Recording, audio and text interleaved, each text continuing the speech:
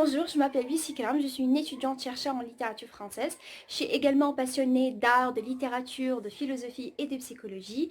Et d'ailleurs, c'est pourquoi j'ai fait cette chaîne, c'est pour partager avec vous des réflexions, des idées que j'espère que vous les trouvez un petit peu intéressantes.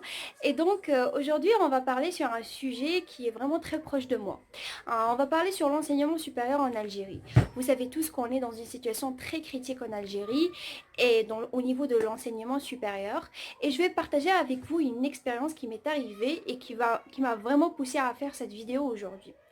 Donc il y a quelques jours, j'ai participé à une compétition du Public Speaking Championship en anglais. Et là-bas, le jury nous a demandé de faire des discours en anglais sur n'importe quel sujet que de notre choix.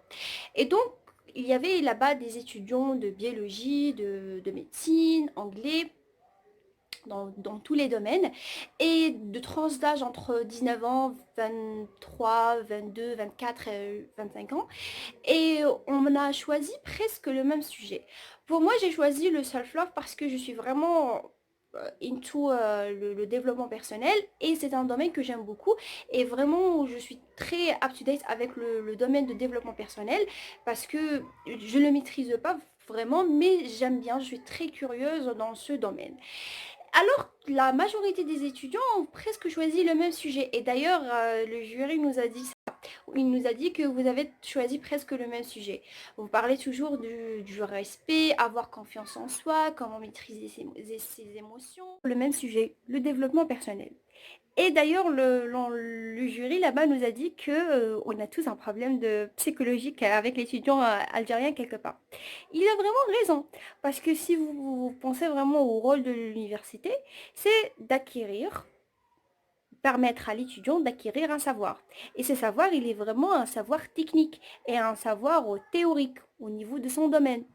Par exemple, un enseignant va former des futurs enseignants. Donc, le savoir va et autour de la didactique, comment être pédagogue, etc. Un savoir qui est vraiment très technique. La même chose pour un ingénieur, pour un médecin, etc.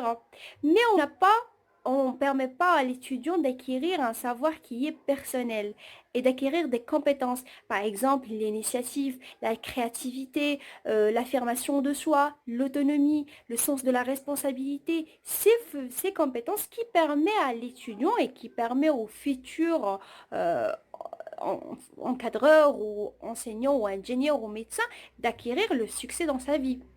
Et donc, on a un besoin d'un développement personnel au niveau de l'université. On a besoin des modules qui parlent sur ça, parce que c'est vraiment, aujourd'hui, les universités aux États-Unis et en France parlent sur ça, sur le développement personnel. Et comment on doit créer, parce que l'université ne crée pas seulement un ingénieur ou un médecin, mais elle crée un individu qui va se familiariser et côtoyer la société. Et comment devenir un être meilleur pour sa société, pour sa famille et pour soi. Vous allez me dire qu'on va apprendre avec le temps tout ça. Et c'est avec l'expérience qu'on va acquérir l'autonomie, la responsabilité, etc. Mais permettez-moi de vous dire qu'on va perdre beaucoup de temps et qu'on va perdre aussi beaucoup d'argent et qu'on va passer à côté de beaucoup de choses dans notre vie. Alors que si on présente par exemple dans l'université, dans le cursus et le programme universitaire, des modules de développement personnel, on va gagner du temps et on va présenter aussi à l'étudiant les clés du succès. On va lui présenter les lois du succès et les lois d'échec. Et c'est à lui de choisir. D'ailleurs, on dit souvent que on a un problème avec notre système éducatif, mais on n'a jamais posé la question que c'est pas l'étudiant qui est incompétent ou c'est pas l'enseignant qui est incompétent, mais il y a ce manque de motivation. Si par exemple un étudiant qui vraiment aime sa spécialité, il va la étudier malgré si elle est très difficile ou pas. Et donc ce sens de motivation, on va l'acquérir avec des modules comme le développement personnel. Et le développement personnel va permettre aussi à l'étudiant d'avoir cette créativité et cet esprit critique et l'esprit de la synthèse. Et c'est ça ce que l'université a pour objectif dans son programme. Tu as passé des années à l'université, mais quand apprend-on à communiquer? Je parle sur moi quand j'ai eu mon master. Je suis là avec mon diplôme, prête pour le monde actif et le monde du travail. Et je vous jure que j'ai passé par une mauvaise expérience parce qu'il y avait ce choc. Moi, j'ai les compétences, je connais ma spécialité, je sais ce que je vais faire, mais je ne sais pas vraiment comment communiquer avec mon entreprise, avec ma société, ma petite société qui est autour de moi. Il y avait, j'ai trouvé un problème à se familiariser aussi avec eux. Et croyez-moi que j'étais pas la seule. La communication est à la base de tout le relationnel entre les humains.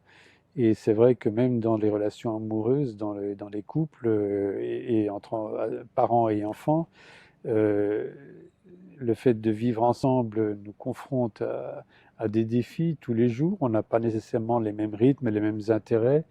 Donc on est confrontés les uns aux autres et régler ça correctement, c'est évidemment un apprentissage énorme.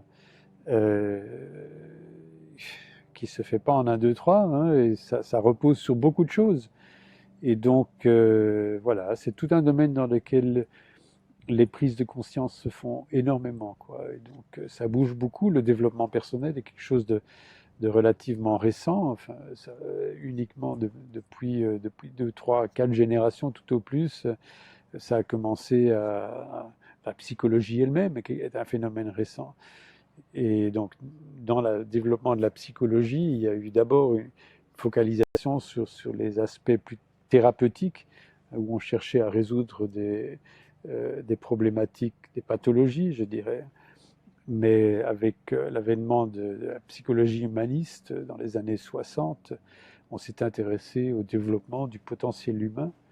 Et il y a eu un foisonnement d'approches qui ont permis à toutes sortes de gens d'explorer dans des contextes de groupe, des ateliers, des compétences relationnelles diverses, apprendre plus sur eux-mêmes, qui ils étaient, comment ils fonctionnaient et comment ils pourraient fonctionner différemment. Tout ça, c'est un phénomène quand même très récent et qui fait un boom énorme, qui intéresse énormément les gens. Et c'est tant mieux parce que l'humanité entière est en train de passer d'un stade global, collectif, je dirais, d'intelligence émotionnelle à un autre. On sort quasiment. Le seul diplôme n'est pas un seul moteur de succès. On a cerné le problème. Ok, maintenant, quels sont les moyens pédagogiques qui permettent à l'étudiant de faire un développement personnel? Quels sont les moyens qui vont amener l'étudiant à réfléchir sur son développement personnel, à planifier ses activités et ses objectifs de formation personnelle et à les atteindre et les réaliser? Quelle est la différence entre un bon enseignant et un mauvais enseignant? Je crois qu'un bon enseignant pour moi, c'est un enseignant qui est capable à créer la curiosité chez l'étudiant et donc à créer le désir.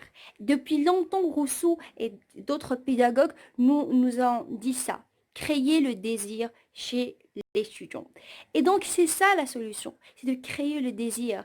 Créer le désir à travers des modules comme le développement personnel et avoir aussi des modules dans notre programme universitaire qui parlent sur ça. Parce que le développement personnel ne va pas essayer de aider l'étudiant à travailler sur lui pour être une version plus meilleure et d'avoir des compétences qui vont lui aider dans le monde du travail et dans sa vie en général et d'être un bon membre dans la société, mais aussi il faut aussi former des enseignants non seulement des enseignants qui vont détendre le savoir et qui vont avoir à savoir transmettre le savoir technique à leurs étudiants, mais aussi qui vont lui permettre de transmettre un savoir-être et un savoir-vivre à leurs les sécuriser, puis dans un deuxième temps, il faut les guider et les accompagner. Alors comment intéresser et sécuriser un adulte pour la formation à l'université? Intéresser, c'est le premier contact entre le futur étudiant et le monde dans lequel il va évoluer durant sa formation. Donc là, deux possibilités. La première, de manière physique, est de former des interlocuteurs spécialisés de l'université, dont le rôle serait de développer un réseau université-entreprise afin de promouvoir la formation continue. La deuxième, donc de manière plus virtuelle grâce à Internet, serait de créer une plateforme communautaire à l'intérieur de laquelle Des forums seraient dédiés aux échanges entre anciens et futurs étudiants, et cela afin de promouvoir, de répondre aux diverses interrogations. Spinoza disait que le désir est l'essence de l'homme. Heureusement, dans des universités, on trouve des initiatives personnelles de la part des enseignants qui ne présentent pas le modèle uniquement de l'enseignant détenteur du savoir, mais aussi des formateurs, où on parle avec leurs étudiants sur le leadership, sur la motivation. Et l'université algérienne doit être up-to-date avec les autres universités du monde, parce qu'on voit maintenant les universités en Angleterre, les États-Unis, en France, on se base sur le développement personnel. Et il est temps aussi de nous baser sur ça. Même si maintenant, il n'y a pas vraiment des initiatives très claires dans l'université, c'est le rôle de l'étudiant. C'est à lui d'aller vers le développement personnel. Et d'ailleurs, c'est ça ce que j'ai vu dans la compétition du public speaking, où j'ai rencontré des étudiants qui sont très, très jeunes, mais ils sont pleins de vie et aussi pleins de motivation, où me disaient qu'ils intéressent beaucoup au développement personnel et que ok, la plupart ne savent pas ce domaine, mais il y a de l'espoir dans notre génération où on trouve des étudiants qui vont aller vers l'information et étudier le développement personnel. Donc, j'espère que vous avez aimé cette vidéo et au revoir.